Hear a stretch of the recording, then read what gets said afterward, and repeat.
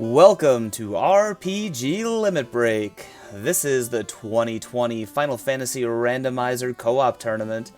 I'm your host, Gouda632. I'm joined in the booth by Luffy, and we have the great Danny3883 tracking alongside the amazing Tannen. We have a fantastic match in store for you tonight with the Onrac Oviparit theater team of King Uweebu Zenobian and his partner Cyranus on the left side of your screen, taking on Team consisting of the Bandit, Burt Reynolds, and his teammate, the recently graduated Duckling, Jat2980. Team took match 1, and Onrac Oviparit Theater bounced back in match 2 for the win to tie this baby up, forcing a game 3. Both of these teams could win this entire tournament, and so it's a shame that one of them will be going home tonight. Luffy, what can you tell us about these flags that these teams will be playing on tonight? Hi, good evening. So we got a set flag here for the second round of the co-op tournament. NPCs and main NPC fetch quests are the locations for key items. Ice Cave Ordeals, Marsh Cave Titans are also incentivized, along with Earth Cave, Volcano, and Sky. And a switch up this week from last week, we have taken Corneria Locked and switched that up with Marsh Cave Locked as the new incentive location. Firm runners will be starting out with Free Ship, Bridge, and Canal. And randomized treasures will be there in the chest tonight, so it should be interesting to see what we come up with. There's been some treasure chests that have dropped some pretty interesting stuff lately in the last few races. So right now, we're going to go ahead and drop the gate right here for our runners, and then we're going to be on our way. Oh, I can't wait. This match is going to be so good. All these runners are fantastic. Zenobia and Cyranus have been around for a while, about a year. They're very, very good runners. Burt Reynolds showed up about 6 months ago, took FFR by storm. We all thought that he was going to be the new Duckling Supreme a few months ago, but was not to be. And we're off. So right away, we're going to find some Cardia treasure right there at Corneria Castle. A few bucks in there. That's good to get the game started. Cyranus shows some Lit 3 and Cake at level 1 Black Magic. You'd love to see that. White Magic Life 2 in slot 1. That's going to be fantastic for the Knights when we find the tail and promote. Along with Harm 2, and Invis is a nice little co-spell as well.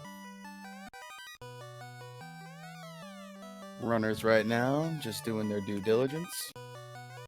Picking up their spells, grabbing some money real quick that is free, and they're going to work their way around and start checking out the entrances. We have entrance and floor shuffle on tonight.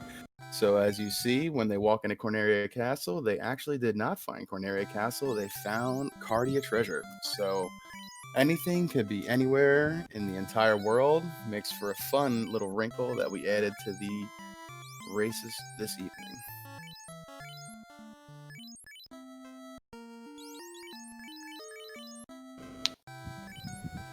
And one thing to note in these flags is the lack of extended open progression and the lack of, I believe it's northern open progression as well. So that really keeps these runners on the main continent, and it kind of forces them to go a certain way. The more open progression you have, the more choices that you have throughout the game, the more likely it is that things are just going to be thrown anywhere throughout the entire world. So limiting where runners are able to go really kind of helps keep runners in the same vein of like where they have to go. And it really makes for more competitive matches as well, because there's a few choices you get to make, but not nearly as many. If that's true, Gouda. We just have extended progression on tonight in this flag set. Open progression, which just unlocks the tile of the river between Dwarf Cave and Northwest Castle, and also allows the walk from Corneria over to Dwarf Cave as well, removing the bottom portion of a mountain. Burt Reynolds already finding Bahamut over at the Provoca location, which is a huge find for all these teams because they do not have a black belt. Black belt is banned in all of co-op. Yep, that is correct. Black belt is a banned class for this entire tournament, so certain runners have had to make adjustments on the fly. And it looks like we found Grandpa up there on Zenobian's side, up at the Temple of Fiends. So free item on the way. Free dud item. Oh, that's one of the things that is really, really the exact opposite of co-op this year compared to last year. Last year, co-op was everything loose. You're going to run around. You're going to find a whole bunch of stuff. This year, we have 3 dud locations. So we already found the Grandpa Sarda playing Splinter today, giving Michelangelo those nunchucks. And I think I saw there were a Chucks -4 as well. There is Blurst weapons and gear on tonight, so blessed and cursed. So depending how a weapon or armor rolls will determine if it's really going to be any kind of useful to our runners. And one thing to know with to notice with Blurst gear is even a Masa -5, it's not going to have the crit rate that you want, but my gosh, does it still do a boatload of damage. That is correct. As we see, Burt Reynolds finds Melman, and I believe I saw Exit at level 5. So Exit level 5 will be White Mage learnable and Red Wizard learnable upon promotion. And one of the things that I really like about how this co-op tournament has worked out, the runners get to share key items, but they do not... Ooh, a gold 4 up on Zenobian's screen on the basically second armory floor of the volcano. But the runners do not share shards. So every runner has to find those 28 shards, or in this case, the orblets. Zenobian finds 2 of them with those better trap tile treasures, so that's fantastic. That is correct. Key items are shared between the runners, but like you said, orbs are not. So there's got to be good key teamwork and communication between the runners, letting their teammate know where they can find some shards and orblets as they're going along to make sure they can route correctly. Oh, was that Death Touch? Or was that just really, really, really hard-hitting enemies on the seafloor? Because I saw hit, slain, hit, slain, hit, slain, goodbye, Burt Reynolds. Ruby, out of the not confused old men today on Cyrenus' side. So he found Crescent Lake over in the Melman location, and he got a ruby for his trouble. So that opens up Titan's Tunnel. We get to find out if Titan's Tunnel, not only will it have a key item, but if the tunnel lead through gets to go any place fun. That will be interesting. One entrance does lead to another one, and it's never know where you're going to pop out on that other side. Yeah, some of the more fun things with the Titan's Tunnel is when you exit out of Bahamut's hole and you walk into the other hole, and there's a whole nother dungeon. Cyrenus finds the spider floor on his side. Gonna check out the chest in there. That floor is incentivized today. And, oh, the canoe! That is a massive pickup for the OOT. You love to see that early on. 6 minutes in, already have access to quite a bit of the world. But the real question is that 5th party member, that mouse pointer, is that making all the difference right now? It just might be. It looks like he's just, bringing the unfair advantage right there.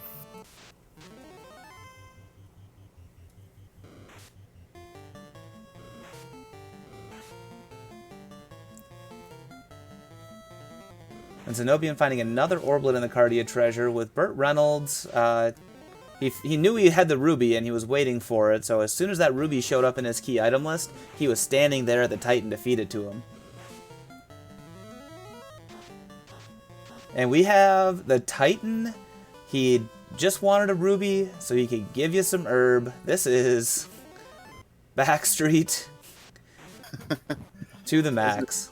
This is definitely back alley dealings right there in the Titan's Trove. And Titan's Trove comes out, the other side comes out in the Marsh Cave. So now we know what the Marsh Cave entrance is. Bert's gonna come all the way back around, and Jat is gonna pick up his canoe, and they're right there.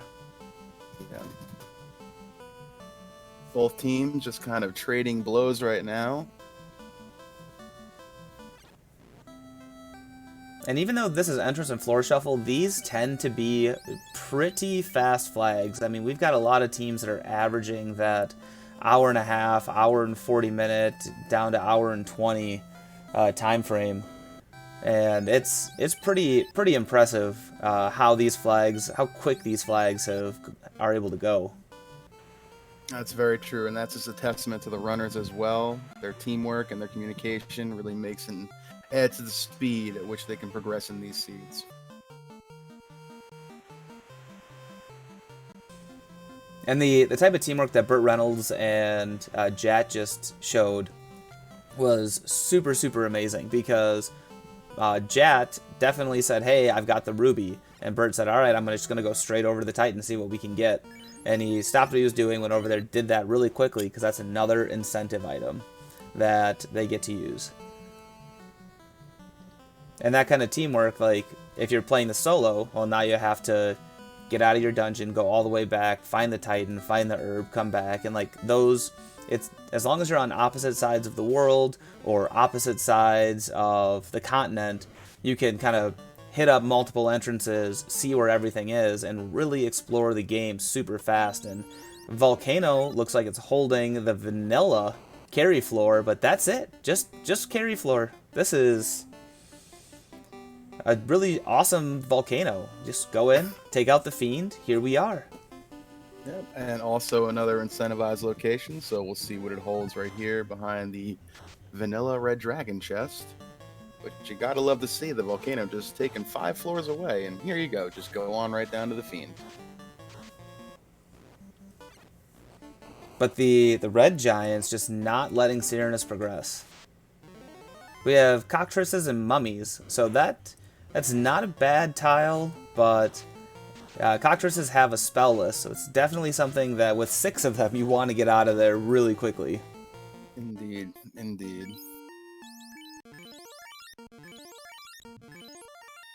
Cyrannus able to get away.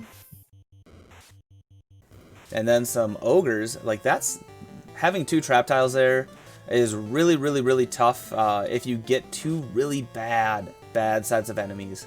So this is kind of nice. I mean, the ogres are giving him the business anyways, but once he runs away, he's going to grab this, which is the bottle, and he's just going to stand there. He's going to wait for Zenobian to say, all right, it's in the inventory, and then he's probably going to reset and not have to worry about stuff. Or not have to worry, maybe not. Yeah, Cyrannus wasted no time trying to just get out of there himself. We have not found Gaia, so that bottle is not an item you want to see to help you along right now, but it's also a key item nonetheless. And now you see that the bottle is there, so that was pretty risky on Cyrannus' part, because you could just hit the reset button, get all your light warriors back, and then see if you want to challenge carry. I'm assuming not at this point. Everything's clamped, so that would be pretty tough. Yeah, that is correct. That'd be a tough call on carry right now. Bosses are clamped 100% to 280% this week. So, single-digit light warriors, I don't know if I want to run that risk either myself. Yeah, and there's not a whole lot of ways that you can one-shot carry. I mean, your best option is usually confusion if you're low level.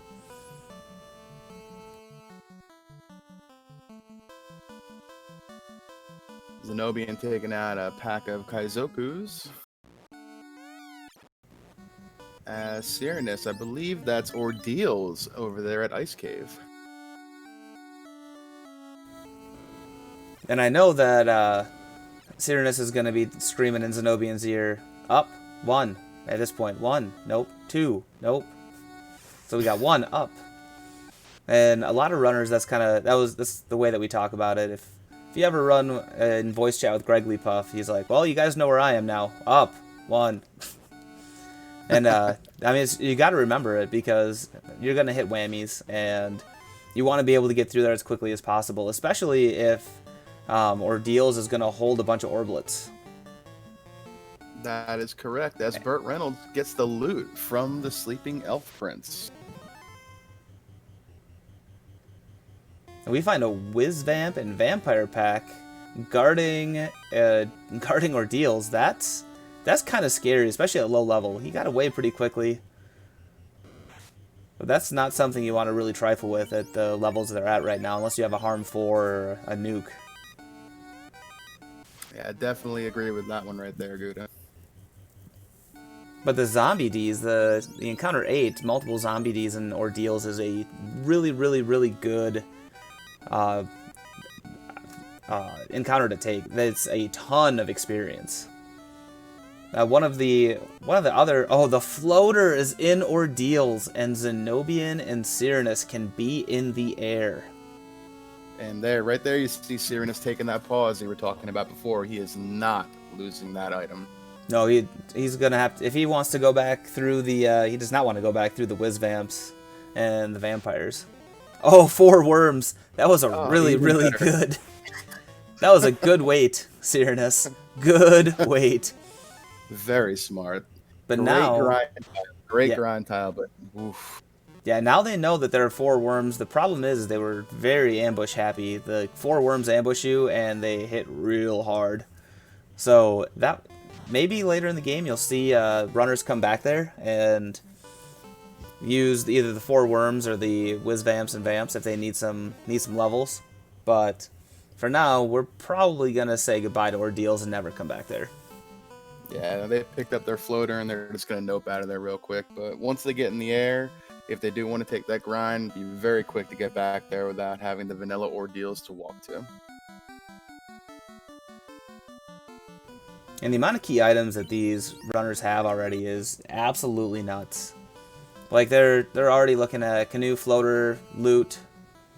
They got the herb, which turned into the loot. They got the ruby. I mean, they're flying. And for real, Cyranus is flying at under 15 minutes. You'll love to see it right there in the air, able to check out some of these floater lock locations. And now the entrances are going to come fast and furious. We got Earth 1 over in Gaia, which is great if you're looking for potential grind tiles. And also right now on Jad's side in the Volcano Armory, he picks up a Massamoon right there. That is a huge pickup for the early game. Cardia empty right away. So Cyranus checked Gaia, and is going to go do all these entrances here at Cardia.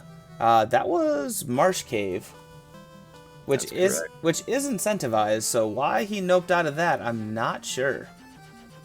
Perhaps he wants to wait a little bit till maybe they find the key, seeing as there is 2 incentivized items in the bottom of Marsh today. Oh, and there's Temple of Fiends.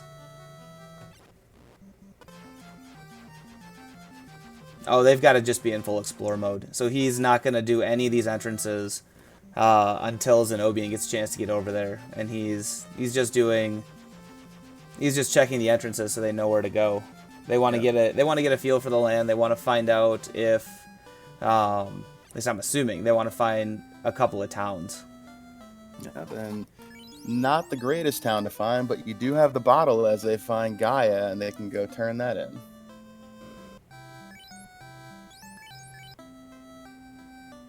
And they're probably also going to be looking for Elflin. They want to get those level 3 and 4 spells.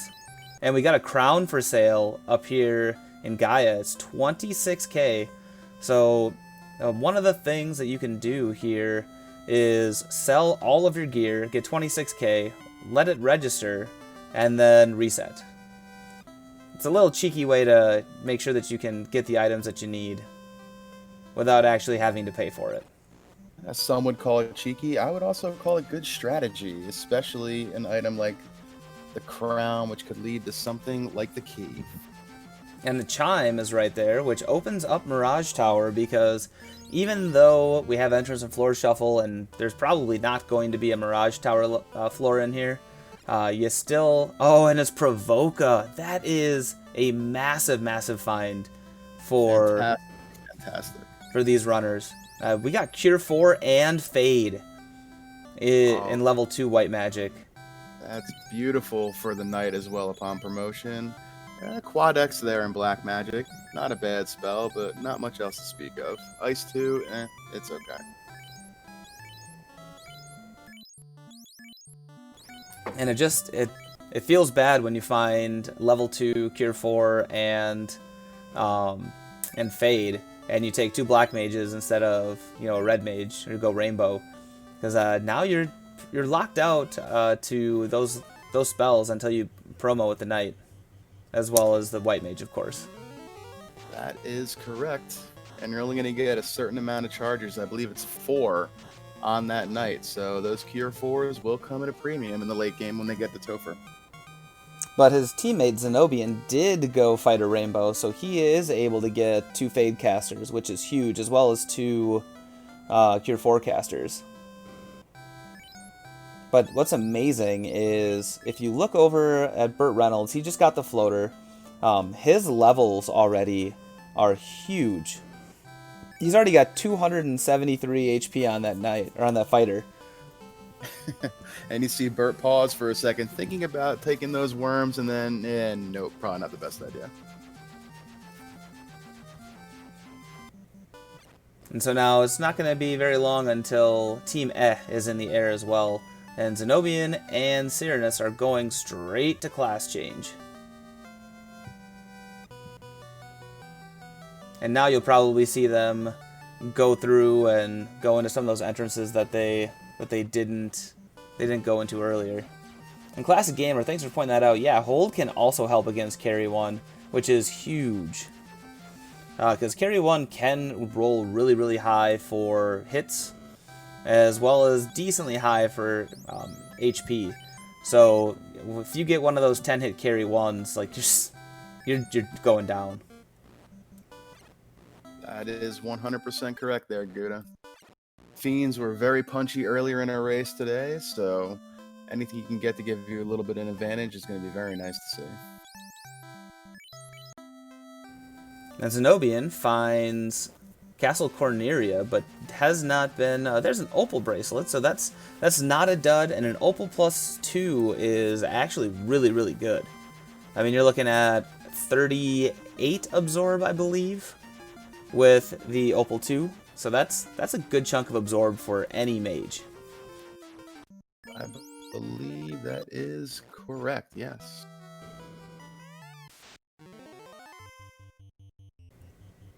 And Cyrannus is going to go and take down Garland really quickly with a Lit 3. Burt Reynolds is in the air, and Jat is, I'm assuming, on his way over to get into the air really quickly. Yeah, there's the Crescent Lake dock. There's a lot of extra encounters he could be taking by walking there. The ship and docking down at the bottom is usually the safer route, but he doesn't get an encounter the whole way down, so he's golden. And perhaps Jat was counting his encounter tables there and knew he'd be safe, but I know I would have went down to the dock, which is, to your point, a little bit safer. And there's a key from the princess, and Cyrannus also picks up his Opal bracelet, which, having it be at the king is a good deal. You just go up there, get it from the king, like, hey, be on your merry way, good sir. Agreed, and now you get to check these 6 chests in the back of Corneria Castle for free. You love seeing a key right there. So $30, cabin, $400. Hand axe, great axe, not so great. Oh, well, strike out there, but what can you do? Well, I mean, sometimes you just need to chop down some trees. Look at how many trees are surrounding the castle. You just got a bunch of axes hanging out in some boxes. Yeah. If there was any case for dual wielding right there, let's have dual wielding axe to chop down some trees. Right? Like some of the old, Final Fantasies or Link to the Past, where you just have an axe, tonk, tonk, tonk. But Jat had found Tiamat. I didn't get to see which entrance it was in, but he did find Tiamat, and we know where the Bridge of Destiny is now. Question in chat from Animaniac. Yes, there was a good weapon. They found a Massa in the Volcano Armory. And I believe at this time only, was it Jad or Burt Reynolds has it, but somebody on Team A has it. I And believe it's Burt or Jad actually. Jad actually had it. and I have not seen Zenobian or Cyranus go check that. So they may be massaless. Seeing how it was found on the armory floor, I think they'll probably come across that sooner or later, but any lead you have with that weapon is going to be a nice little advantage to have.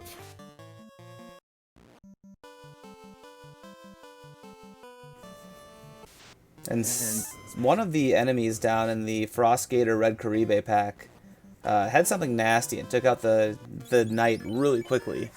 And TFC holding iron armor today, not 2 gold, which is exciting.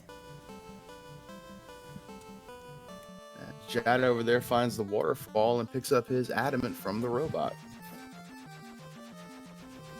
And Aaron Lore in chat pointing out that Mystic Quest has the best environmental axe noise. I 100% agree with you. I'd love that axe noise in Mystic Quest.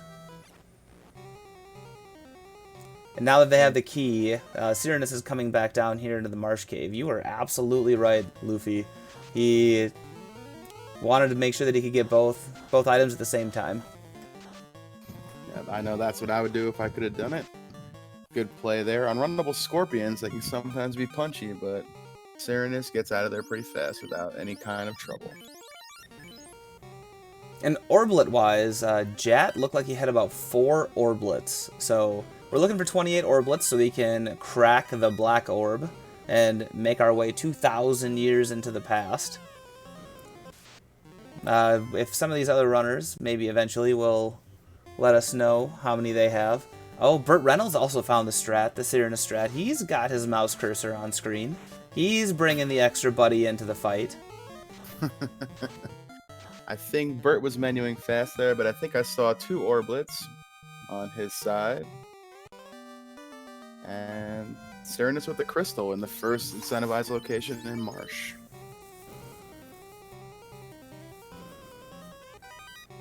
And I don't think we've seen Matoya yet. But let's see if the trackers have been keeping track of the entrances.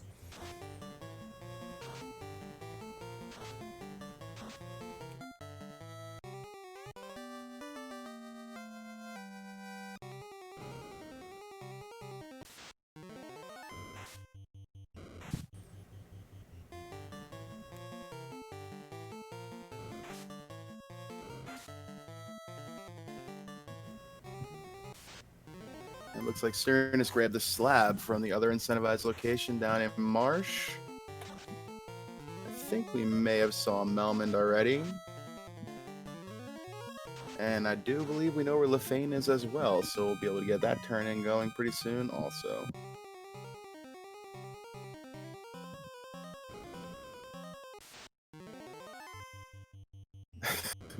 And Zenobian committing a little dwarf genocide, making sure he says hi to the Hooray Dwarf on his way out the door.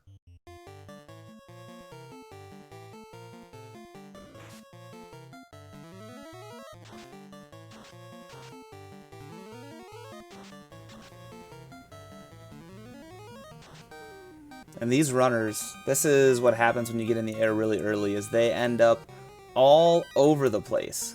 So you've got people going to Corneria Castle, you've got people fighting sandworms, you've got people all over the place, checking as many entrances as they possibly can, trying to get those Orblets, trying to find all those key items, trying to figure out where they need to go to finish out this game.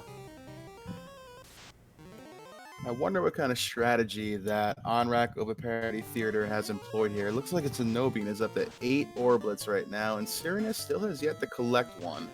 So I'm pretty sure Zenobian be relaying these locations to his partner, but 27 minutes in almost, and not an Orblet for Cyranus. Interesting.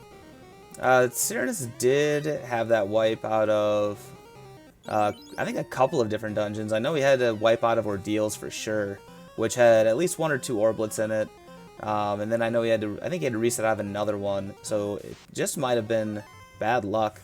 But in general, I haven't seen, and we haven't seen, any place that has had a just plethora of Orblets. You're getting 1 or 2 here or there, and that's about it. Like Jat, he even went through and did the armory, and he still only has 4. Yeah, precisely.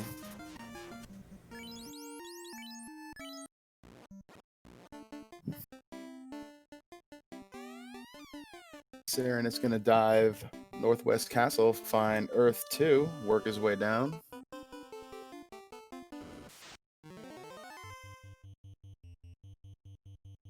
And Zenobian in the same dungeon.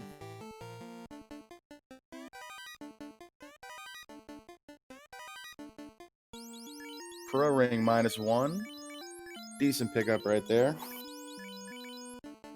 And looks like Cyranus also has the Massa, so it looks like he made his way over to the armory at some point.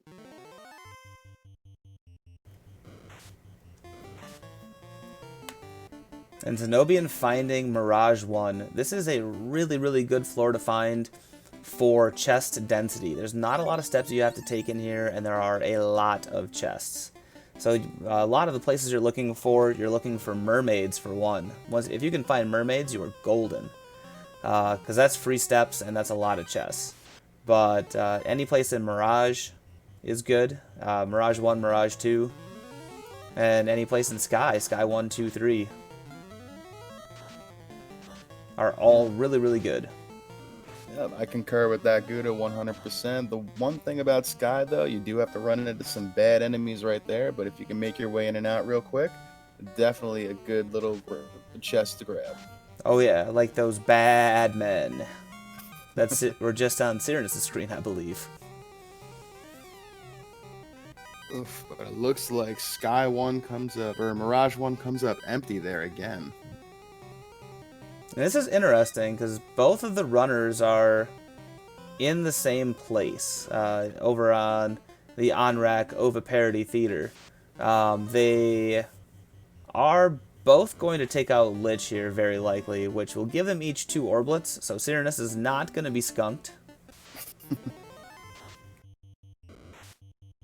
A couple nukes and fades going off, or just one nuke and goodbye Lich.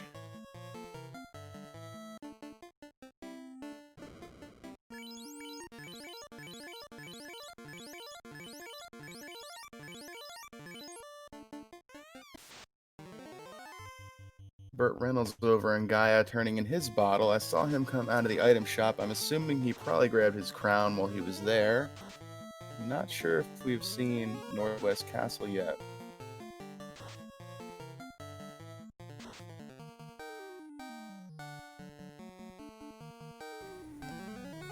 We did see the C-split. I know I saw one of the runners going on the right side of the C-split. I don't know if I saw them do the other side.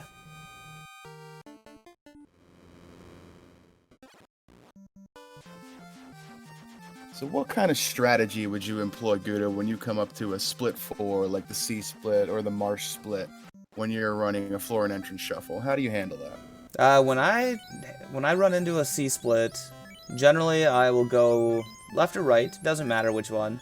Some people have their preference. I think I usually go right, and then try and get down as deep as I possibly can.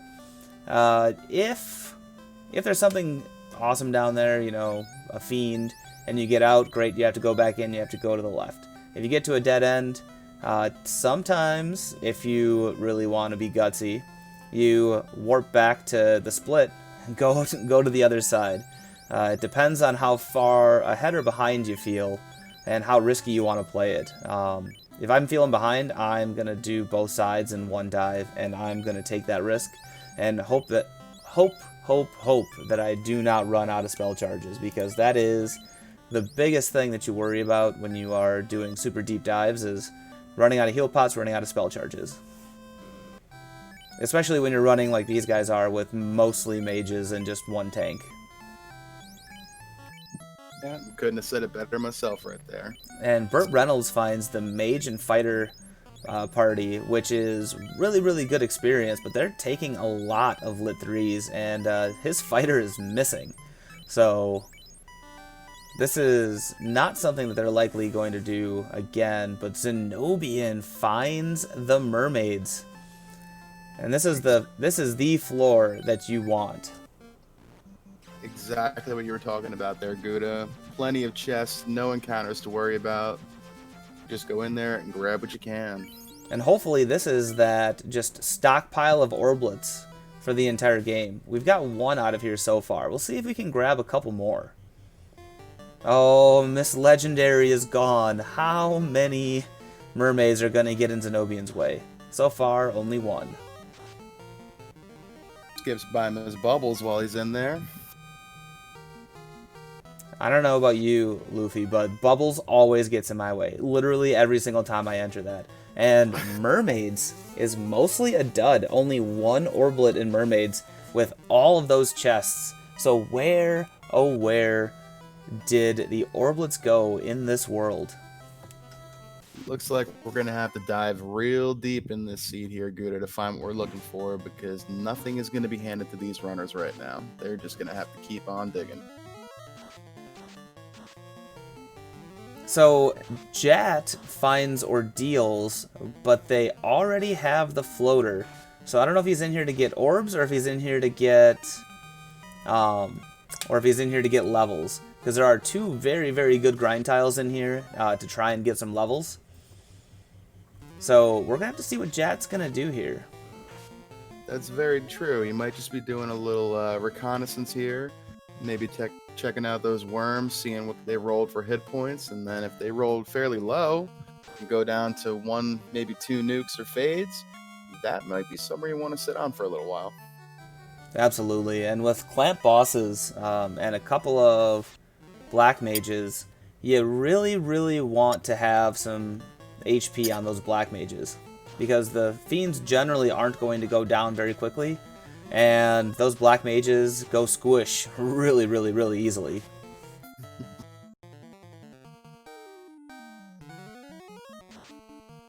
One of the things I do like, though, with this C-split is that the C-split is floor 1. And when your C-split is floor 1, it makes things significantly more easy and significantly safer to do all of your splits. The worst thing that you can ever do is get a C-split like 5 floors down, and then off of one of the C-splits, 5 more floors down, get the marsh split. Yeah, I agree with that, Gouda, right there. I know that when I just started playing some entrance randomizer, I've only done a few seeds, seeing as I'm new. It's definitely a little disheartening and frustrating when you find a split about 4 or 5 levels down in the dungeon. So the problem with these worms, and maybe Jat is trying to solo knight this for a little while, but the problem with these worms is that they are clamped, so it is definitely going to take multiple nukes. I don't remember the worm HP off the top of my head. I know it is significant, and right now it is looking like they rolled definitely over 1,000 HP. Oh, I would say so. I think I saw at least 300-400 damage at least 2 times on those worms right there, and all 4 of them were still standing. Yeah, he got at least 2 nukes off, if not 3, and a couple of massa swings. Yeah, those worms, especially clamped worms are just awful. I mean, it's tough to grind on those. Same with the Gasties. Like, your best sources of experience, when they're clamped, it's not a good time. I mean, you have to look for, like, Agamas even tend to roll some pretty nutso HP, and they are a very good source of experience. So you're going to be looking for multiple AoE spells that you can do, or see if you can find maybe an eye rolled low, the 3 to 4 eyes. Correct. And you never know what surprises these encounters are going to hold for you. Earlier today in a seed, I saw Agamas with Death Touch, so even the Agamas were not safe. Whew, you hate to see it. But the slab has been translated, I believe, on the Onrac Oviparit theater side. So whenever they go back to Lefane, which is right now for Cyranus, they're going to find out what we get from the Lefanish people. Usually they hold the chime. Today they hold the rod. They still are holding on to some sort of progression a little bit, because previously... Ooh. Did he just... I don't know if that... Oh, yep, there it is. It did register. That was a really quick reset, and I didn't know if it was going to register. But again, you gotta love the either the luck or the communication right there. With that rod pickup, you see Zenobian in the rod plate floor, getting ready to take on the vampire. Oh, Steel 3 armor is also very good. So Steel armor has the same absorb as the ice armor and the flame armor and similar armors like that, but it doesn't have any elemental resistance. But the difference is it's something you can buy at a shop generally. So in this case, Zenobian just got a free one that's +3. So that's some really good absorb for that fighter if he doesn't have anything better. Depending on where you put that opal bracelet, of course. Yeah, you can definitely use that steel armor as an end-game armor for sure. Not going to have much evade, but at that point, your knight should hopefully be a tank and you don't care. And the Earth Cave incentive chest held the cube. And we have seen the cube lock previously. I don't know if Zenobian and Cyrinus have seen it, but I know we saw it. Yep, I believe that is correct. I think that was on Team A's side, though. Oh no, Jat taking out the dragons. You hate to see it. The dragons are an endangered species, Jat. Jat just trying to do his part to rid the world of Charizards, while Zenobian takes out the dwarves one at a time. Oh man, this is not a good seed for our NPCs.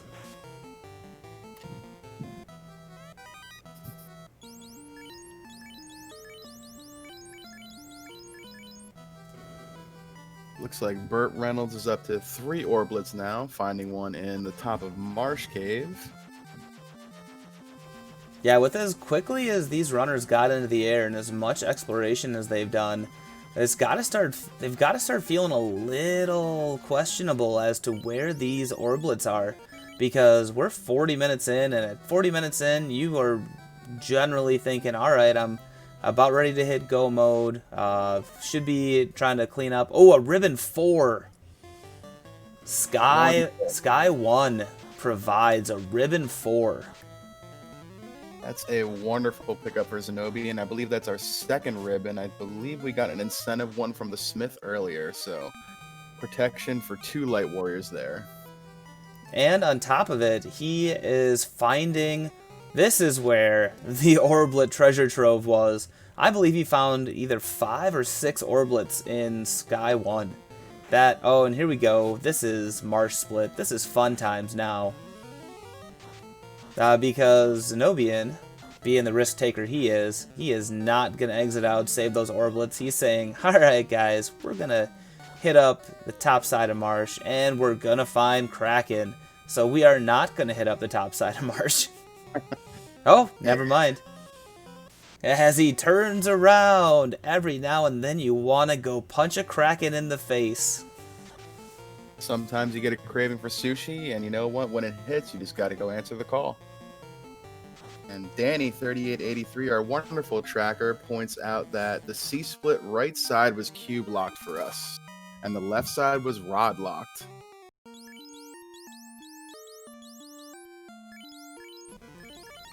And this is why Danny is the best in the business, and why we always need to listen to Danny. She knows what's up. So Zenobian is taking the risk, and he's gonna go up and he's gonna see if he can punch a Kraken in the face. This is risky in my opinion.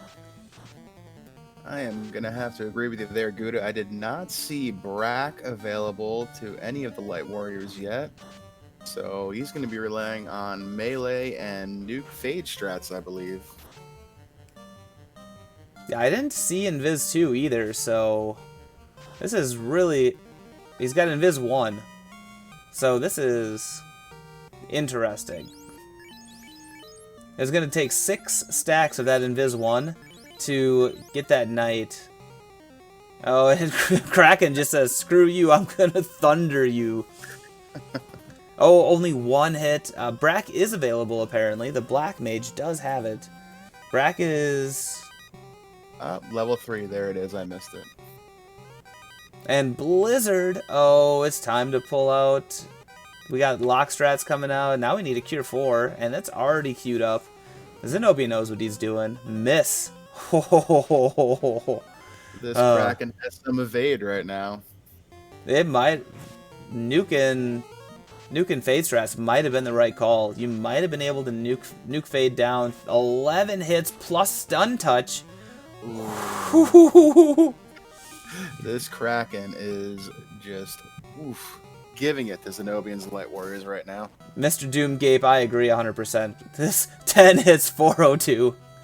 Double cure 4 and it... Wow! Like he had a sixth sense about what was about to happen.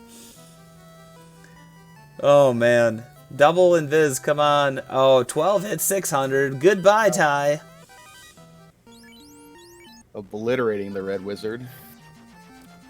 And this Kraken 1 is just not playing around at all. One hit, 179 damage. This is going to not be easy at all, especially considering Kraken has skills. So throw out a couple of inks, a couple of free rounds, thankfully. Lock is gone. That's right, Classic Gamer. And Viz coming out. So now at least when Kraken decides to get punch happy, hopefully it doesn't hit. You might want a wall there, Zenobian, because Blizzard's coming back around. And now he's got a couple more free turns. I believe he's got Ink next. Kraken hitting like she was 2,000, like it was 2,000 years ago. That's absolutely correct. What do we got? We just hold A and pray. 12 hits. Goodbye, White Mage. Ink coming out, and suddenly this is getting super scary. 344 by Zenobian. Oh, terminated. Wow. Very impressive. Oh no! Didn't save. Went straight for the orb lighting. And now getting the lobsters. Oh, but he makes it out. Oh no, that was a close one right there for Zenobian. We got to write this down in broadcast notes. Ask Zenobian how much his butt clenched when he ran into the lobsters. Oh my goodness.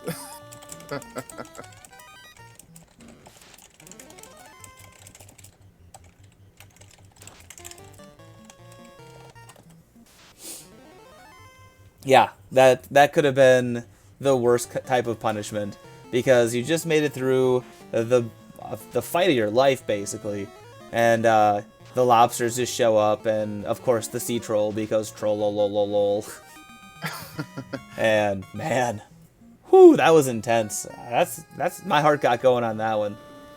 Ooh. You love to see it right there. Action aplenty. Getting through Kraken and then walking into a wall of seafood that you were lucky enough to get away from. Yeah, remember everybody, when you go down to Kraken floor, always bring a pot of boiling water, because lobsters hate that. And looks like Zenobian's going to take a minute to gather his thoughts and pick up some magic and contemplate his life choices and his next decision. And remembering that Life 2 is at level 1 and thinking about how he should have picked that up before he went to go fight Kraken. Hindsight is always 20/20, and or you can say there may be 8 tentacles depending on what you're talking about. And Dingo Brewer is also on tracking tonight. I failed to mention her, so thank you, Dingo Brewer, for coming in, helping out tracking, learning. She is saying that Zenobian has 16, Cyrus has 10, Bert has 4, and Jat has 7. So we're looking at Zenobian and Cyrus have a decent orblet lead. I know Bert for a long time. I think he's got a level lead. It looked like he was mid-20s on his night, so it's going to be a lot easier to get in and out of these dungeons when you have higher levels. Any interesting flags? We have dud locations, so those are fun. We have blurst weapons, which means blessed and cursed. Also blurst armor, so you could get a Masa +3, you could get a Masa -5, you can get a Vorpal +5, you can get a Katana -5. 5 is currently the limit we have set. There has been talk about it going up higher or lower, so we can get the Rapier +25, which is now just a Masa. That'd be fun. And to your point, we have not seen a katana yet, and none of our runners took a thief, i.e. also a ninja, but we know for sure that that katana was going to roll negative because I have never seen a positive katana roll in any Blur Seed. Well, well, well. Let me tell you, I've got a VOD for you to watch. Katana 5 wrecks everything and makes you throw a black belt on the floor. Now that is a video that I have to pull up for sure. You got to send me that link. As Cyranus picks up the second Masa right there in the armory. So it looks like he found another one earlier as well somewhere else. And we are using low treasures, so that means essentially that every chest has a certain percentage chance to roll anything. So theoretically, there could be an all Masas seed out there, where there's just a bunch of like 18 Masas. I know I've seen 6 ribbon seeds, 3 Masa seeds. Also, we've seen 0 Masa seeds and 0 ribbon seeds. So when you have randomized treasures on, a lot of times you'll see runners incentivize the ribbon or incentivize the Masa just to make sure that it's in the pool and that there is at least one. Because ribbons are insanely important, as they generally only provide 1 absorb, but in this game they are providing 5 because it's a ribbon plus 4. But more importantly, we don't care about their absorb as much as we care about complete elemental resistance. That is correct there, Gouda.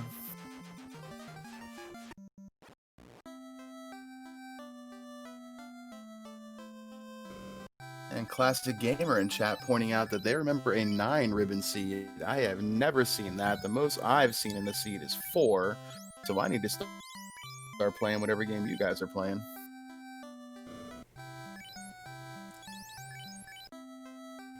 And the best thing about 9 ribbon seeds or 5 ribbon seeds is that you get to sell one, and they usually the vendor ribbon is usually really good for money, especially if they usually have 5 ribbons late game.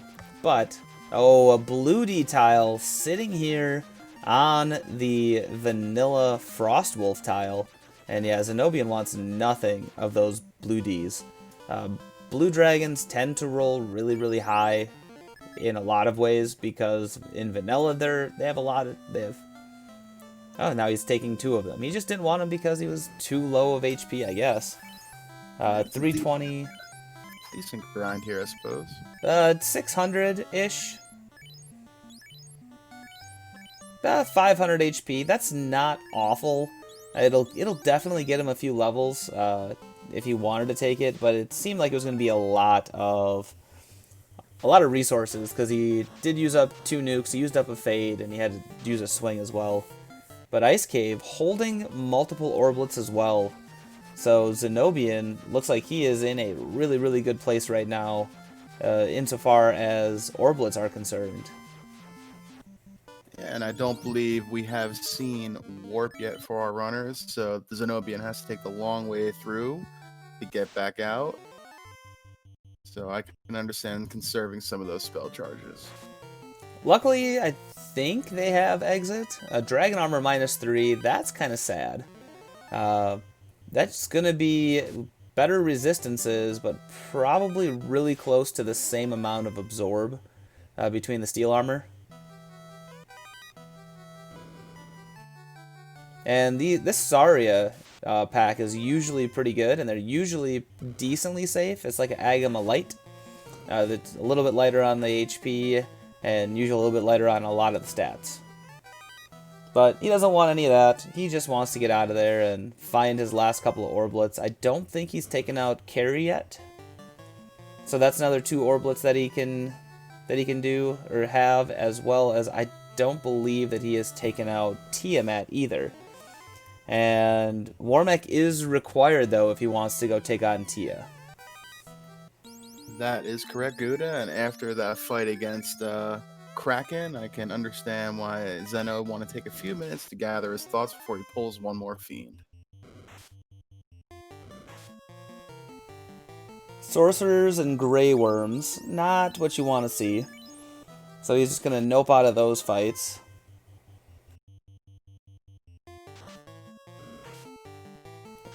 Burt Reynolds coming down here to take on Carrie.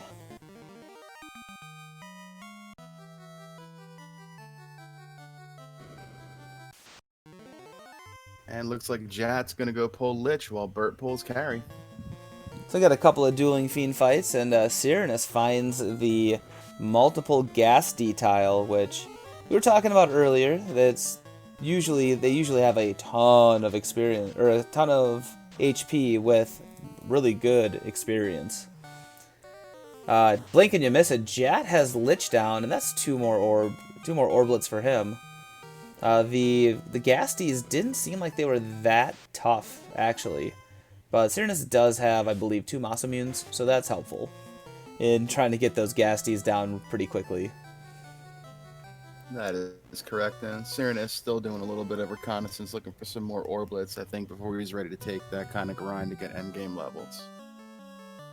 And Burt Reynolds also very quickly takes down Carrie. Burt does not have his second row of orblets lit yet. So, right now it looks like the Onrac Oviparit Theater has a pretty good lead going on with the orblets.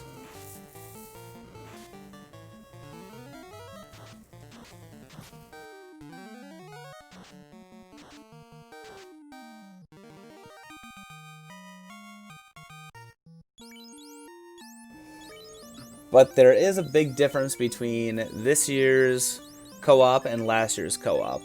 Not only is it the difference of the shard hunt, but both members of your team have to finish the race before your team can dot done. So if you have somebody who is insanely fast, they can dot done, I don't know, at 58 minutes. But they're still going to be waiting on the teammate. So you still have to have that communication. You still have to let your teammate know where everything is. So that way they can get the orblets that they need to get into the Temple of Fiends. And right now, Zenobian is crushing this seed. I concur with that, Gouda, right there. Communication is going to be key when you have one team in before the other, one teammate in. So whoever gets into Topher first will be relaying that information to their teammate about what they see, so they can be prepared on their way down as well.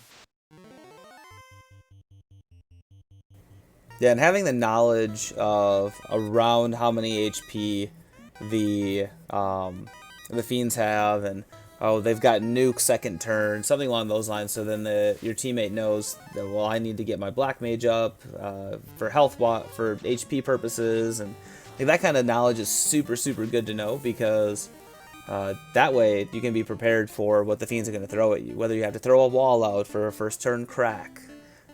So knowledge of the game is good, and we find Matoya here at the bottom of the C-split, and there's an Oxyale, so that might be our key to finding these last few orblets that are needed. That is correct. We saw Onrac quite a ways ago. But we'll see now what the dungeon has to offer through the submarine.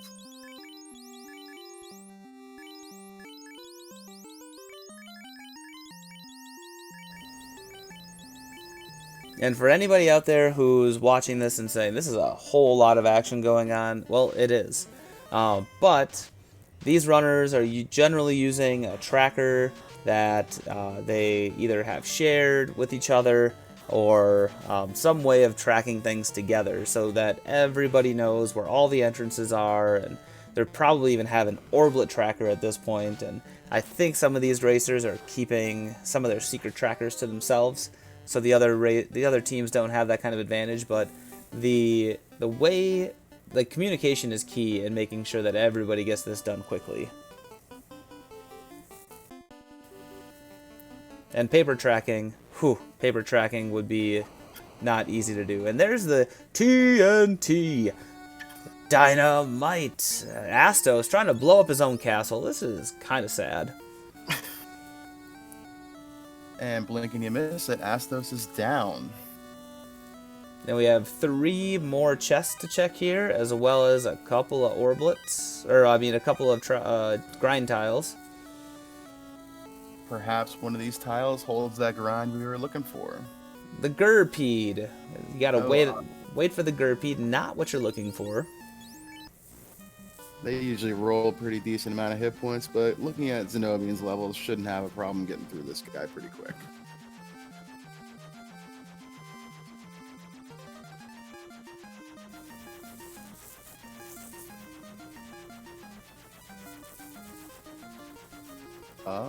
There's your Agama tile. 4 Agamas, and so far, knock on wood, it does not look like they rolled the Death Touch from earlier today. And they look like they don't have a ton of HP. Under 400, which is good. So 2 nukes, or nuke and a fade, or a couple of swings should take them out. That is where you are going to sit until you are comfortable with your levels. And Quick little post up for the Zenobian. And thank you, Dingo Brewer, for the update.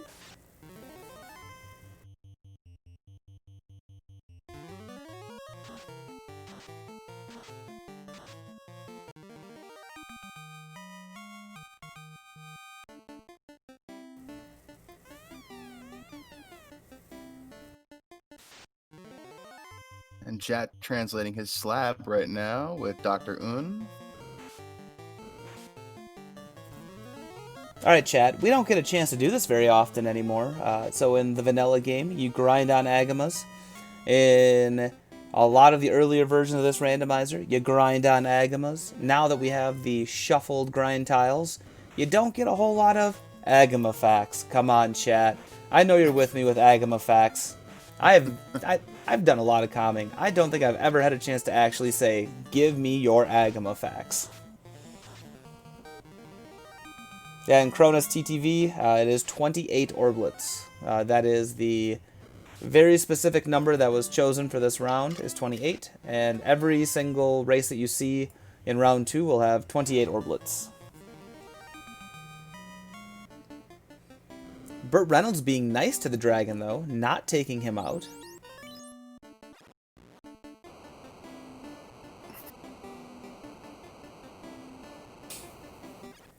Come on, chat. I know you got Agma facts for me.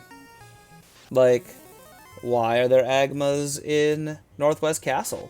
Very obviously because Astos is actually carry, and the Agmas have to follow him around. Fact.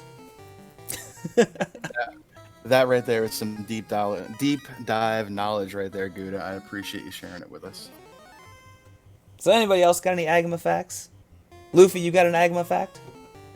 So I am new to Randomizer, only about a month now, but I do know that I played one of my first seeds and didn't realize that the grind tiles were vanilla, so I could not figure out for about 10 minutes grinding with a black belt why I only found 1 Agama on the grind tile till I went back and checked the flags later on in the evening. So pro tip out there, Agamas are great, but check your flags also, folks, when you're running your seeds. Otherwise, you're going to spend quite a few minutes doing things that you might not want to do.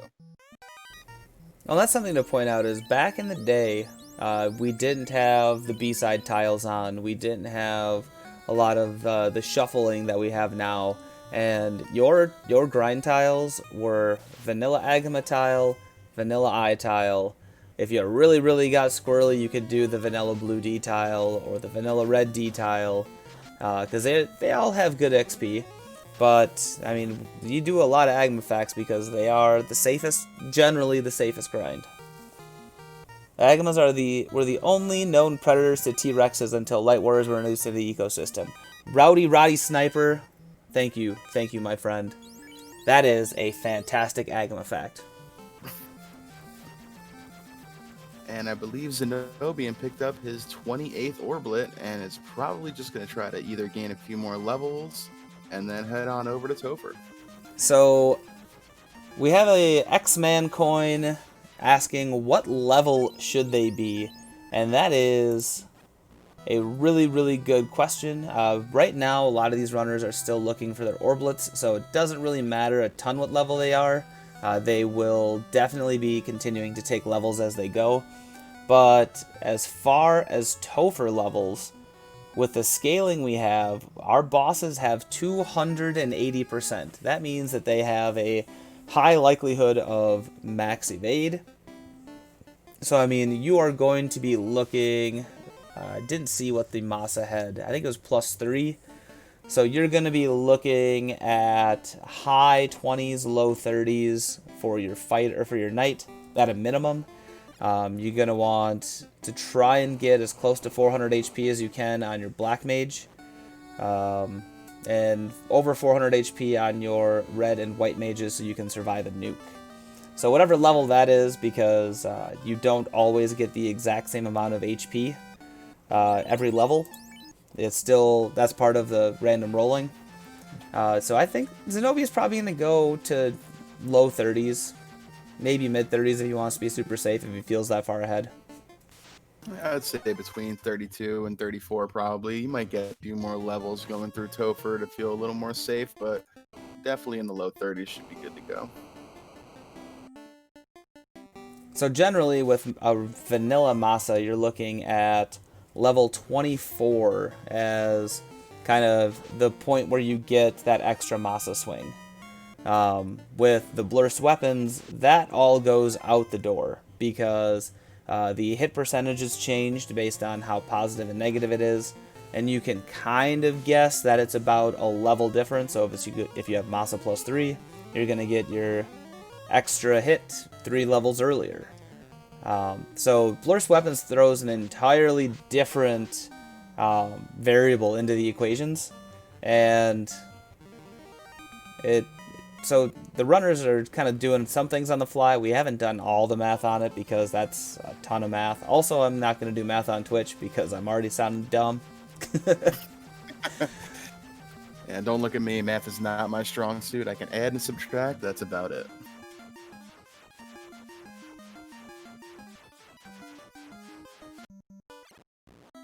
And I believe I saw Burt Reynolds pick up his second ribbon over there in the sky floor that delivers. As Jat is grinding out on some Whizvamp vampires. Team Edward Fun Pack. Yeah, this is a very good tile as well, as long as the vampires don't roll super, super crazy high anything. Because vampires, fun fact, can hit you really hard. And when you get 6 of them in a pack, they can hit you really hard a lot of times. Hey, Gregly Puff. Hey, Ale Markin. Welcome to the chat. We are having a great time here. Zenobian and Cyrannus, Team Onrac Oviparit Theater. They have a pretty good Orblet lead, especially Zenobian. Zenobian's in go mode. He is just trying to eke out these last couple of levels.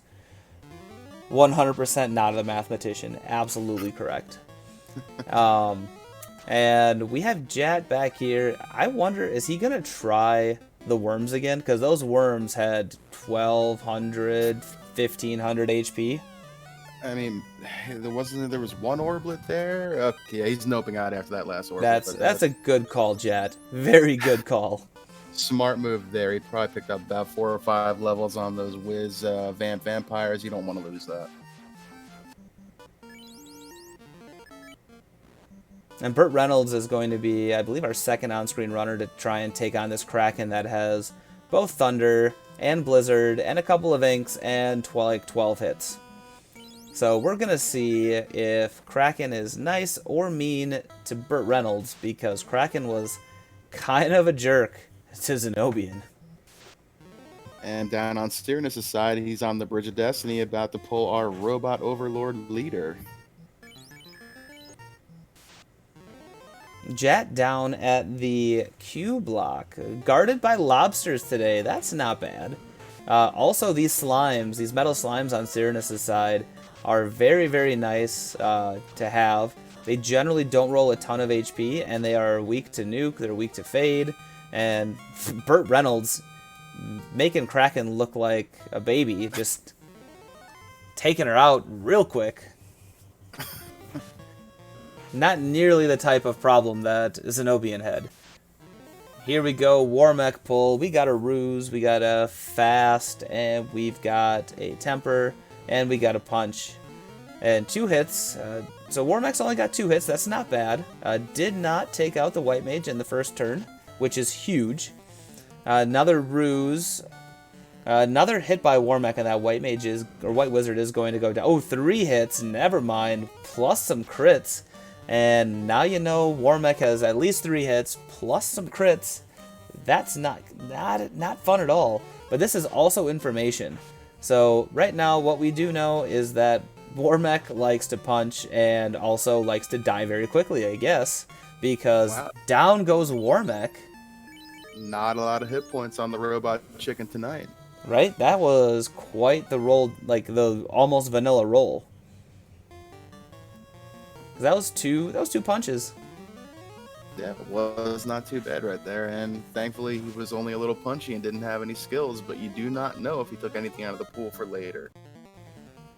Yeah, based on how much Warmech was punching, it looked like he didn't roll any skills or spells, which spells potentially disaster for our Light Warriors.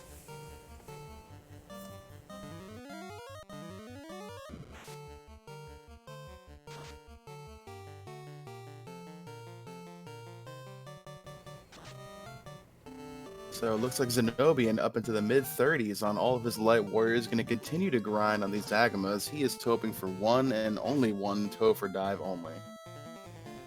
Yeah, I think he knows how far ahead he is, just kind of based on the amount of exploration that Cyrannus has done and the amount of orbs that Cyrannus had based on that exploration. So, well, and look at that. All of a sudden, Cyrannus's Knight is also level 34. His other Light Warriors are in the high 20s, low 30s, but that is the power and experience of a Warmech. That Warmech gave 42,000 experience to 2 Light Warriors. That's a big deal. And with Warmech rolling almost vanilla on his hit points right there, those are basically free.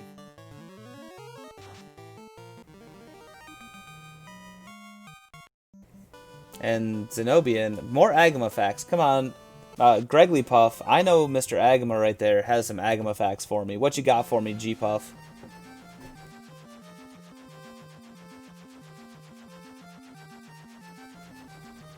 And Classic Gamer, you are correct. Lit 2 Fire 2 Ink out of Warmech is absolutely not what you want to see, because then they are out of the pool.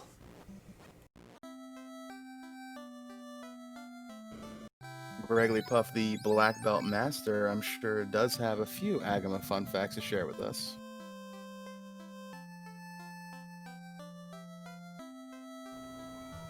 And Gregly Puff and Ailmarkin are also both Duck Derby bosses. So recently, the Duck Derby was held here in Final Fantasy Randomizer Land. Jat was part of that, and I believe placed second, while not being able to race in one of the races. So Jat is a very, very good runner, even though he is pretty new. And Burt Reynolds, he also got second in the second Duck Derby. And Burt is another fantastic runner. I just missed out on the Duck Derby by about 2 weeks, but that's okay, because I'm coming in and meeting all you great people and learning as much as I can, hopefully prepping for the fall. Yeah, and there's definitely going to be another Duck Derby, so anybody who's watching this wants to join in and play the randomizer, come join us at our Discord. We have what's called the Duckling Initiative. It is put on by some of our more veteran runners. It helps people get into the randomizer and starts with some pretty easy flag sets and slowly works into the craziness that is this. With co-op, you get some pretty crazy flag sets because 2 people are running the same seed. But yeah, definitely come join us, and then you'll get a chance to race against Luffy and see what you got. If you ever played the vanilla game, you'll already have a step up on people who've never played the vanilla game, because I mean we're not moving the world around. Like, all the locations are still where they are for at least going into an entrance. Yeah, I still remember when I was younger playing for the first time. One of my favorite things to do was take that pop grind. I always thought it was pretty cool to run across those frost wolves and giants sitting over there by Provoca. And there are still runners to this day who definitely do the pop grind, and it is viable, especially for early game money and early game levels. And even though Zenobian was by far the first person to have the 28 Orblets, Cyranus, our first runner to enter the Temple of Fiends Revisited at about an hour and 12 minutes, but did run into a couple of frost dragons. And Burt Reynolds found the gas D-tile that we were talking about earlier that didn't have a ton of HP. And Burt is going to get his levels on the gas Ds using fades and nukes. Burt's going to gain some levels fairly quickly over there doing that. And I'd love to see how this works out for Cyranus. He does not have the levels that Zenobian has. And look at that. An hour and 13 minutes. Zenobian pulling Garland. We'll see you in about 10 minutes, buddy. Yeah, Zenobian punched Garland so hard that... Oh, he's going to have to fight Garland again. Because how many times is Zenobian going to punch Garland is the real question. But he punched Garland so hard that we don't know where he went. Oh, now he's going to save. But there's a little wrinkle if you've never seen this game before. Coming up in about... As Luffy said, about 10 minutes. And Cyranus is already down to Lich 1. And he is doing some Masa weight strats. Coming out with Inferno. So we know that Inferno is now out of the pool. Inferno is a huge fire magic spell. The best fire magic skill in the game. It does tons of fire damage. But if you have fire resist, you can half that damage.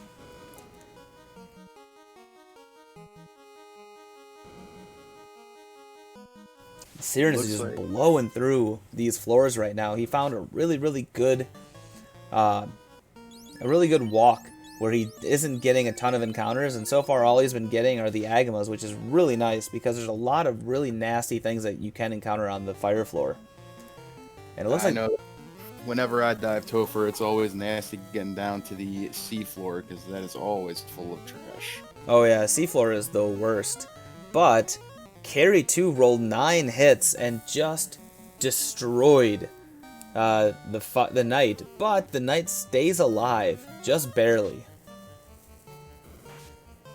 And the Black Mage does not. 701 damage on that Black Mage. Black Mage down. Cure 4 on the knight. From 700 HP down to 120. That is a gigantic hit by a fiend, by a Carry 2. So now we're on to the seafloor, and we get to find out what Kraken 2 has in store for us. If Carry 2's got 9 hits, chat, let me know how many hits you think Kraken 2 is going to have.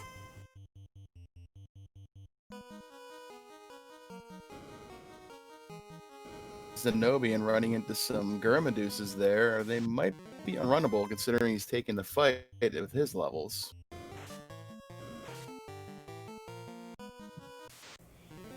Yeah, he's up in the 40s. I don't see this being a problem for Zenobian. I mean, maybe it will be, but in the 40s, this should be alright.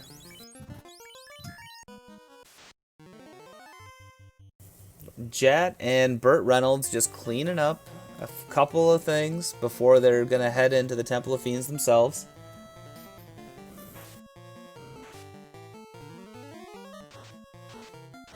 Looks like an unrunnable Naga water fight as well on Cyranus' side.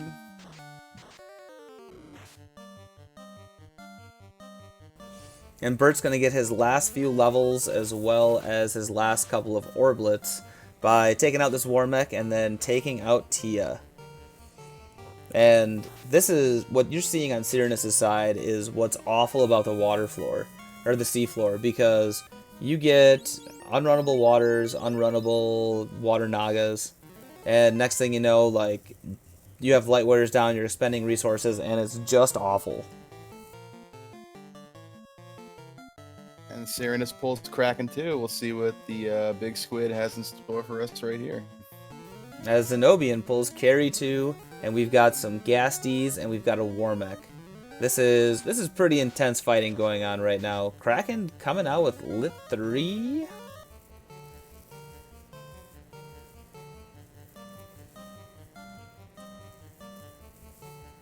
Some stacks of Invis, some swings, some temper going off. 6 hits, 9-10. Big swing by that knight with the Massa on Serenus' side. And Kraken seems like she skipped Evade Day and then comes out with a Fire 3 after a Lit 3. And only had 3 hits, but there was a couple of Evade stacks on there. 1 hit, 1 damage by the Knight. Warmech down on Burt Reynolds' side. So that's a couple more levels. Now we've gotta pray a little bit here. 5 hits, 411 damage. And Kraken 2 not playing nice. Non-elemental swirl takes out Serenus' squad. And all of a sudden Zenobian was right on his heels. So we're going to see if Zenobian, with his higher levels in general, are able to take out Kraken. So we got Temper coming out, we've got Fast coming out, we've got a Swing, and we've got Invis 2. So we know that Kraken has a ton of hits. And also, I was counting there well over 2,000, I believe. And yeah, has a ton of HP as well. There's the non-elemental swirl coming out again and doing 100, not a whole lot to the Knight. M-Def resisted it. That's what those levels are going to do for you. Now, the biggest difference between Zenobian and Serenus was the levels on all of his characters. 7 hits, 740. That's a big hit. Lit 3 coming out. 52 on the Knight. More tempers.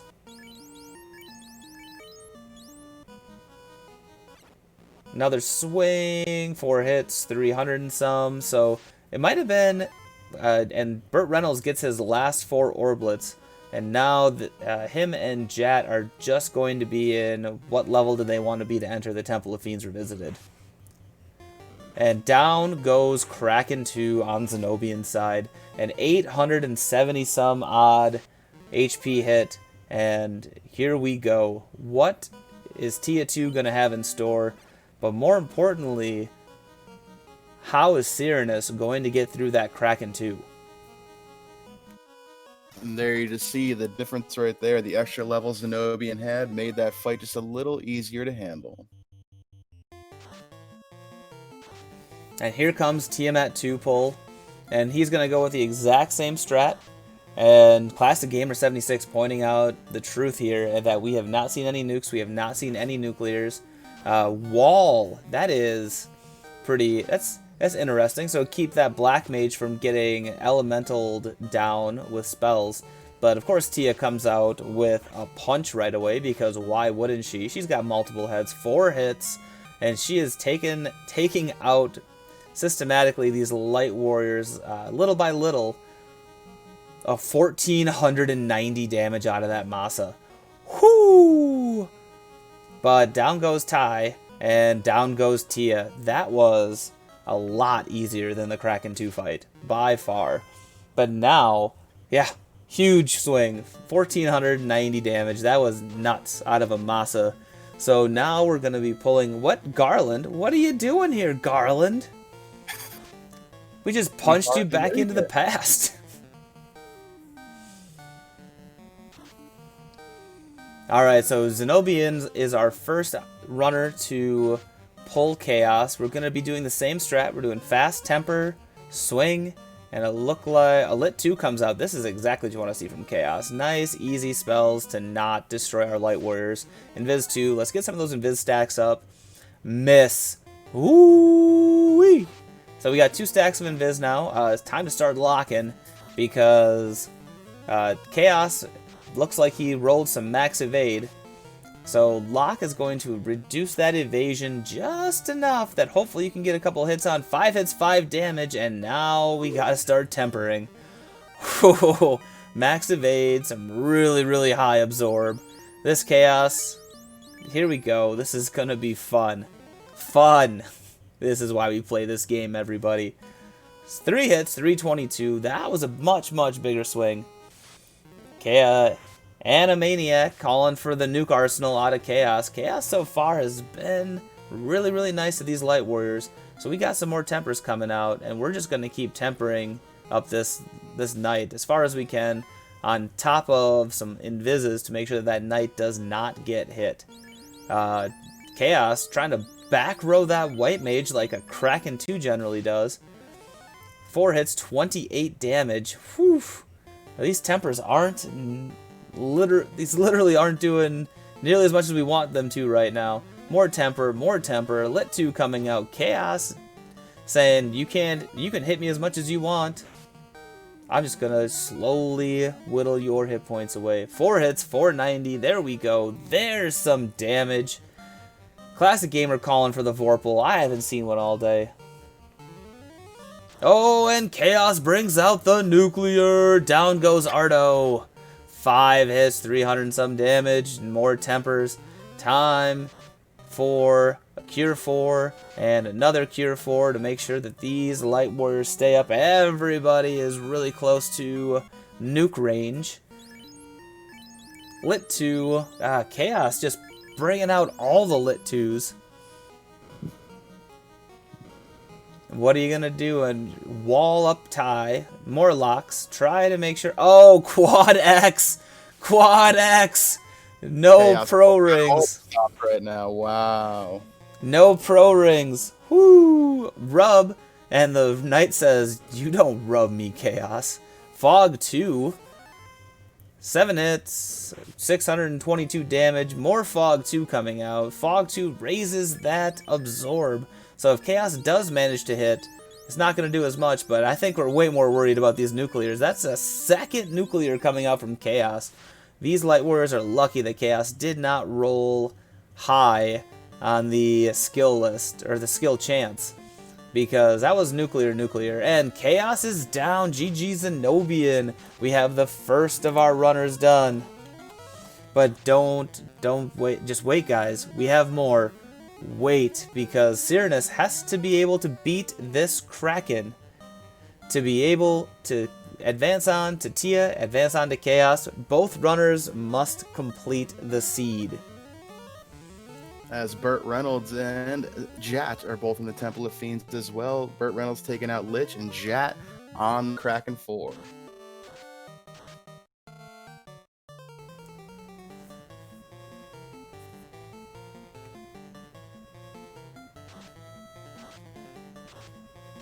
Fire 3 coming out from Kraken on Cyrannus' side, takes out both of the black mages. Swing from the Masa, 4 hits, 417, not bad. Cure 4 coming out, and never mind, Cure 4 going down. Oh, and Kraken has Cure 4. I don't think we saw that earlier. That's not good. That means that there is a timer, and that timer is 8 spells. Ooh. So Cyrannus, not going back for the levels, now is behind both runners for Team because Burt Reynolds is on Carry 2, and Jat is on Kraken 2, and now Cyrannus is going to start playing catch-up. That just goes to show you the advantage some levels can take. Just a few extra along the way, and things might have played a little different right there. That's 2 wipes to Kraken 2 for Cyrannus.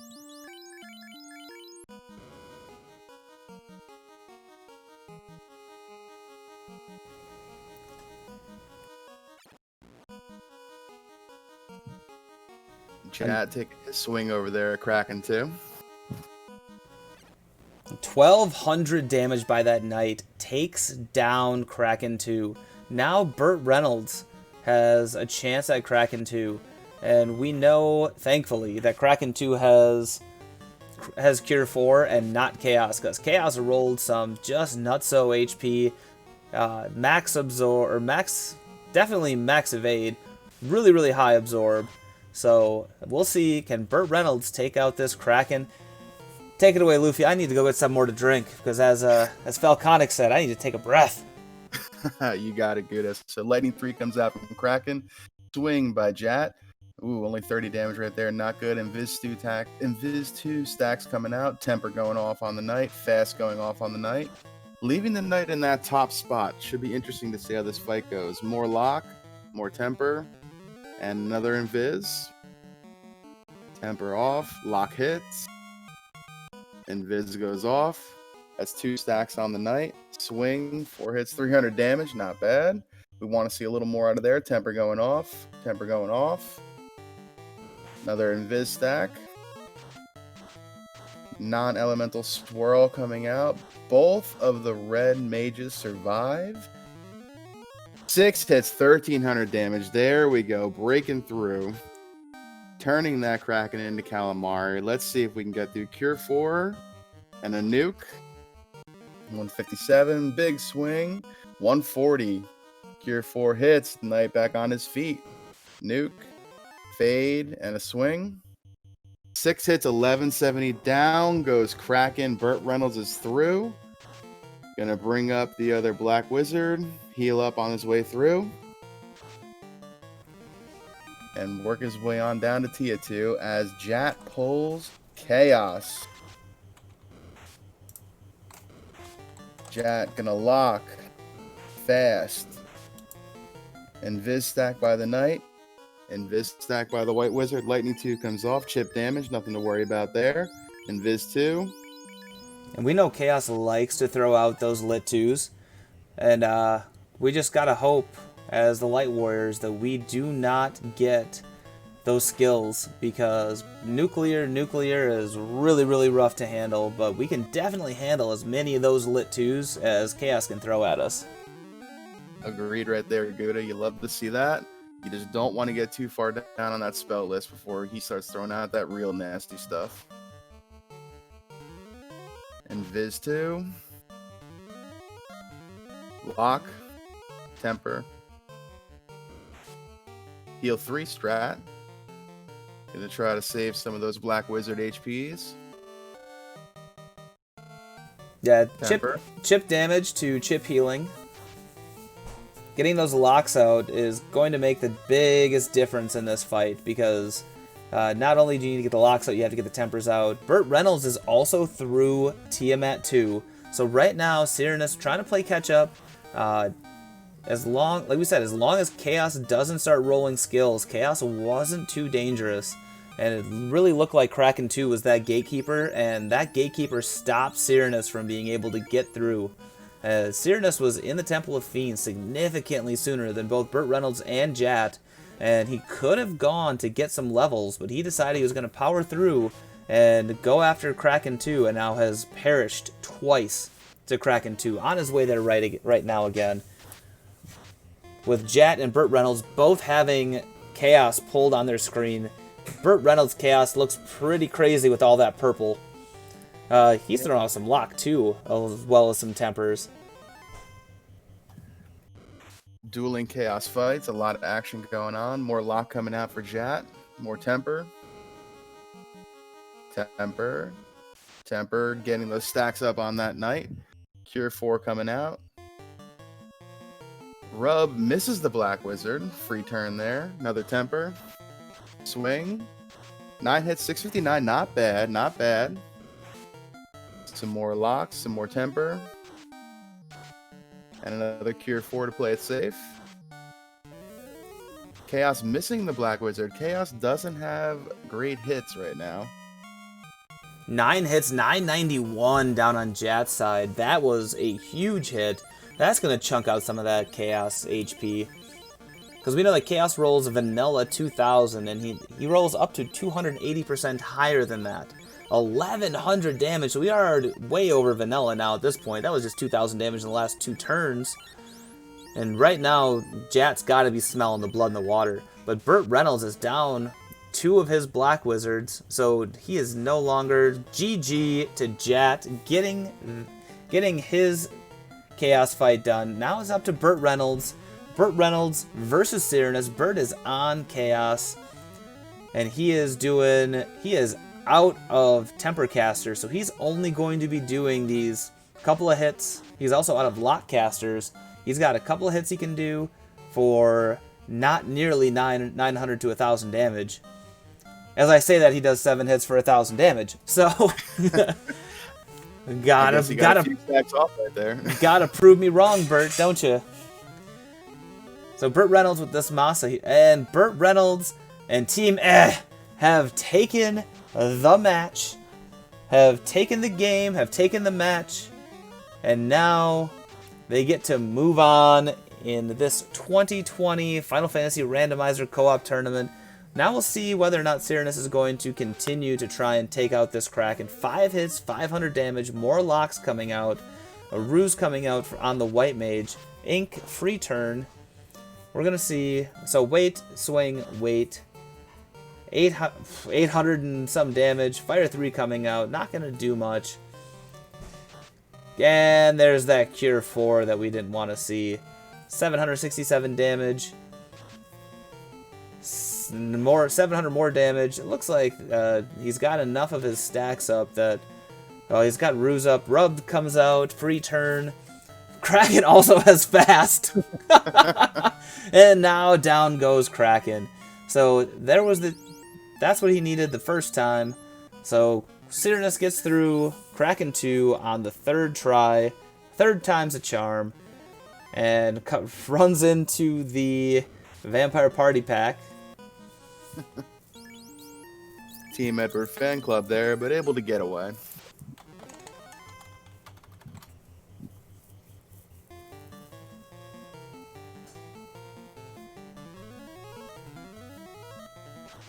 So now pulling Tiamat 2, and Tiamat 2 didn't really have anything. None of the runners have had any problem with Tiamat 2. So we'll see if Cyranus can get that same luck. 8 hits for 800 and 900 damage. Tiamat 2 is not long for this world. 3 rounds, and down goes Tia 2. Cyranus' Light Warriors don't care. Screw you, Tia 2. You were in the way. I have to go save the world. Yeah, you were 100% right, Gouda. It was Kraken 2 that was the gatekeeper today, giving our runners trouble. And now on the way to Chaos goes Cyranus.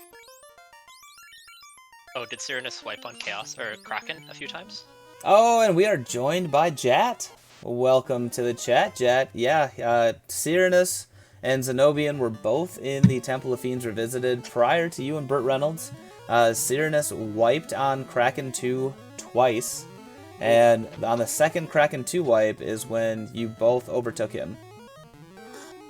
Huh, I mean, Kraken 2 had a ton of HP, but our parties were fairly strong. Burt and I are probably known for overgrinding, I would say.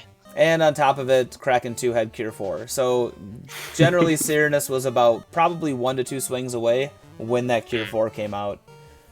So that Cure 4 was just deep enough in the pool where you could feel really, really good about your possibility of killing her, and then she goes, "Not today, fools."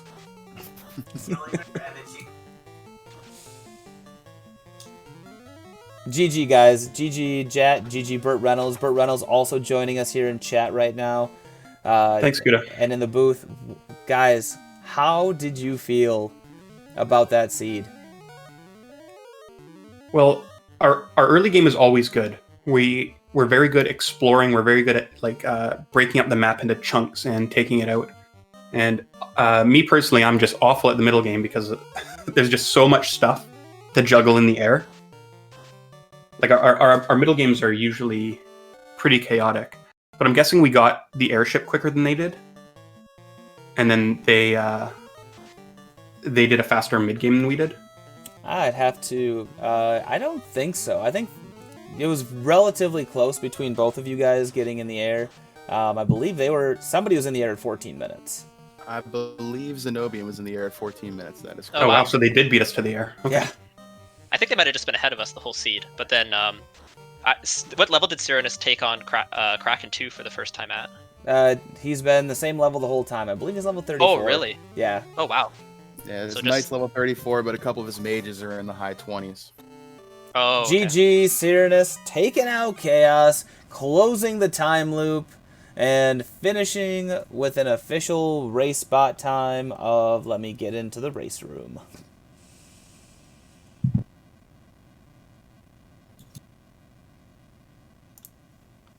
So we have an official race bot time of 1 hour, 36 minutes, and 50 seconds for Cyrannus and Zenobian, Team Onrac, Oviparit Theater. But our winners, Team Wait, do you guys want it or our winners today, our winners of the match, 1 hour, 32 minutes, and 32 seconds. Welcome to the chat. Welcome to the broadcast booth, Cyrannus. Hello, hello. GG's to our opponents. Good luck going forward against Krusty Lake Popcorn Poppers or whatever. Thank you very much. So yeah, that Kraken was not nice to me tonight. So one thing we noticed by all the runners, other than Zenobian, who had a very clear lead this entire race, Orblets, where were they? Yeah, there was a bit of an Orblet issue. Thankfully, like you said, Zenobian found quite a few and was able to direct me to them. And those worm tiles, the worms in ordeals, you guys like to check them out a couple of times, and a couple of the runners did, but yeah, not us. They ambushed me when I was like level 1, just going through to get the item. And I was like, well, they're here. And I just kind of let him know. And then he didn't fight one until Topher. And he was like, they have 900 HP. I'm glad we didn't grind that. I'm pretty sure they had somewhere in the neighborhood of 1200 HP. Yeah, Bert was like, hey, there's worms here. You should come grind them. And I'm like, oh, okay, perfect. And I was like, I had some nukes and stuff. And then I went in and just got, like, destroyed by them. Yeah, I saw him and ran from him. I was way too low level. And just thought, okay, well, worms means good grind. So you might as well go back there. But the vampires right next to them were a decent way to get a couple levels. Yeah, no, I was, like I said, I went through ordeals at I'm pretty sure level 1. So I wasn't taking anything. So you might as well go back there. But the vampires right next to them were a decent way to get a couple levels. Yeah, no, I was, like I said, I went through ordeals at I'm pretty sure level 1. So I wasn't. So any other thoughts about the seed, about anything, about life? How do you guys liking the co-op tournament? It's a little bit different from last year. I wasn't around last year, but I certainly had a lot of fun with it this year. I enjoyed it very much. I don't think any of us were around last year. Maybe Zenobian was. Zenobian was. He got knocked out in the first round last year. A little bit different from last year. But yeah, no, it's been really good. I wasn't around last year. I've been enjoying it a lot. I've been kind of away for the last enjoyed it 2 weeks, so I haven't really had much chance to practice or anything. But luckily, Bert and I did a bunch of practice before, so we at least knew our routing. First round But last year. a little rusty on the execution of the game, it seems. I've been enjoying it. Yeah, that'll happen. Kind of away for the last 2 weeks. Yeah, it feels like we got lucky today, and it was just sort of a reverse of what happened last week. Yep. Where we were in Topher first, took a wipe. Yep. This time it happened to you guys. Twice. It can certainly do that, especially as these clamps get higher and higher. It's like I thought about grinding before I went in the first time because I knew my partner had taken quite a grind. And it's like, no, I'll just go for it. And it looked mostly good. I almost made it through Kraken a couple of times, and it just wasn't the day before I went in the first time because I knew my partner. So I'm really sad that Zenobian went off to play FF6. No, I'll just go for it. Because the best, mostly good. the craziest moment of probably this entire race was when Zenobian went and fought Kraken 1, and nobody else had a problem with Kraken 1 because they had plenty of levels. Zenobian got pretty much wiped out down to the last man, and then took the one step past Kraken, past the orb, and ran into a seafood party pack without healing his knight at 120 HP. And we're all going, ah! Because right before that, he found like 8 orblets, or 5 orblets, whatever it was, on a Sky 1 floor. Yeah, everything was in that dungeon. Oh yeah, absolutely. I mean, there's a ribbon, a ton of orblets. It was a nice place. I'm not gonna lie, part of the problem in this one was we forgot the C-split for a solid little bit. Oh, Yeah, no. I forgot to mark it down, so it took us a while to get back to it. And it I mean, had there was a everything. ribbon, We were a like, ton oh, of we're just going to skip the rest of the orblets. seed. You know, we're going to get enough nice orblets. wave. And then we finished clearing all the dungeons we had. And we had like zero, like we had no orblets and no Kraken. And we're like, this sucks. We clearly missed something critical. Like that was a big reason why I think our mid game was so bad compared to Cyrannus and Zenobian. Because it sounds like Zenobian just went down the rabbit hole, found, you know, like 10 shards, I think, were in that dungeon between left and right side of the splits. So I think our mid game was so bad compared to. Yeah, and so we talked a lot about the communication and the trackers and how good communication has to be in these types of seeds. Very specifically because without that communication, like you don't know, like, oh, there's 10 shards here. The communication and the trackers. Yeah, that's definitely the hardest part for me because I'm an intuitive player. In these types of seeds. Like I'm not sure I even actively think about what I'm doing. It's just sort of all muscle memory and subconsciousness playing. So that's where I get into a lot of trouble from just not communicating well about what I'm doing. Same. It's definitely something we've had to work on because I play a lot of the same way. I just kind of go. I just feel like when I'm not playing as many seeds, like normally I'm like planning ahead, but combined with co-op having to basically like remember what Bert's been saying and like take a look at our notes to plan ahead. I feel like in these seeds I was just like running all over the town, like no floater pathing, no area checking, just running back and forth and around and around and around the world, which is really tough. And then do you guys tend to, like, if you're both at the floor at the same time, just go opposite directions? Like, all right, I'll take left side, you take right side, and we'll kind of meet back up in the middle and see what dungeons we've cleared and where things are. We always clear the same locations. I always do the same locations, and Jay always does the same locations. Oh, nice. That's super smart. There's some insight chat if you want to start doing some co-op and get into this. And we are planning on having a Double Dragon tag team division in the Iron Gold, which is another side event that we have in Final Fantasy Randomizer. So even after co-op is done, if you meet some people and you want to start doing co-op, we are going to have a tag team division where you can play any different type of co-op that you want. Different seeds, same seeds. It's gonna be a blast. But first, we're gonna get through this co-op tournament and we're gonna crown some champions here in the next couple of weeks. We're going to have a tag team division where you can play. Yeah, there's a lot of amazing runners still in it. It's still anyone's game. It's gonna be a blast. But first, we're gonna get through this co-op. Yeah, and I was kind of sad to see either one of your teams go out because there are so many fantastic runners here, just in this booth with Cyrannus and Jat and Bert. Unfortunately, Zenobian is not going to be joining us, but he is also another fantastic runner. I mean, all four of you guys, either one of your teams could win this entire thing. But so next round, you've got the Bert and Jat. You've got the Crescent Lake Party Planners, last year's winners. That is Spellzap and our fantastic tracker, Danny3883. What are your thoughts? Yeah, no one has ever said a negative word about Danny.